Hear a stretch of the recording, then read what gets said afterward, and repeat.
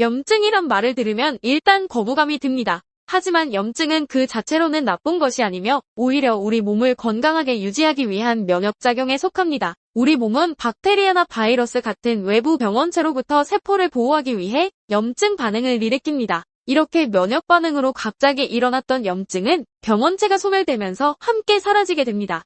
이런 염증을 급성 염증이라고 합니다. 우리 몸에 꼭 필요한 염증 반응이지요. 하지만 염증에는 이렇게 정상적인 치유 과정으로 단기간에 제 역할을 수행하고 사라지는 염증만 있는 게 아닙니다. 어떤 염증은 외부 병원체가 사라진 후에도 장기간 지속되면서 정상 세포를 파괴하기도 하는데 이런 염증을 만성 염증이라 합니다. 만성 염증은 심혈관 질환, 당뇨병, 천식, 관절염, 치매, 암 등 다양하고 심각한 건강상의 문제를 일으킵니다. 우리 몸이 만성적인 염증을 일으키는 요인은 다양합니다. 몇 가지 예를 들면 감염이나 부상 등으로 인한 상처가 제대로 치료되지 않았을 때도 만성적인 염증으로 진행되기도 하고 외부 병원체에 지속적으로 노출될 때도 만성적인 염증이 일어날 수 있으며 건강한 세포를 공격하는 자가면역 질환도 만성적인 염증의 원인 중 하나입니다. 생활습관, 특히 식이요법은 만성적인 염증 발병에 기여할 수도 있습니다. 어떤 음식을 섭취해도 몸은 좋은 영양소와 좋지 않은 영양소 모두 소화시킬 수밖에 없습니다. 비타민, 미네랄, 항산화제와 같은 좋은 영양소는 우리 몸이 필요한 곳으로 영양소를 운반하여 세포에 좋은 작용을 합니다.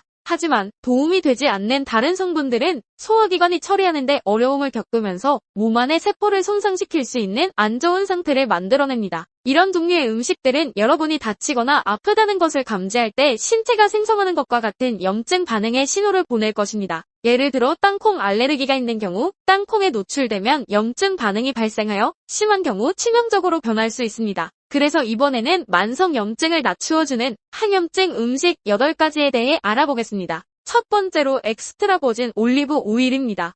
올리브 오일은 폴리페놀과 같은 단일 불포화 지방 및 항산화제가 풍부합니다. 단일 불포화 지방인 올레산은 면역 반응을 조절하여 염증을 억제하는 항염증 효과가 있습니다. 엑스트라 버진 올리브 오일은 샐러드 드레싱이나 볶음용 요리에 사용하기에 적합합니다. 두 번째는 카레의 주요 재료이자 향신료인 강황입니다. 강황의 활성 성분인 커큐민은 강력한 항산화 화합물로 다양한 염증 지표를 감소시키는 데 도움을 줍니다. 후추의 피페린과 함께 섭취하면 커큐민의 흡수가 향상되므로 두 성분을 함께 활용하는 것이 좋습니다. 강황은 우유에 섞어 마시거나 콜리플라워 등에 버무려 구워 먹을 수 있습니다. 세 번째로 소개되는 것은 간편식으로 유용한 참치 통조림입니다. 참치 통조림에는 오메가3 지방산 중에서도 항염증 특성이 있는 EPA와 DHA가 풍부합니다. 이러한 지방산은 염증을 억제하며 심장 건강에도 도움이 됩니다. 참치 통조림은 참치 샐러드나 파스타와 함께 활용할 수 있는 식재료입니다. 아몬드는 단일 불포화 지방인 올레산이 풍부하여 면역세포의 활동을 조절하고 염증을 억제하는 데 도움을 줍니다.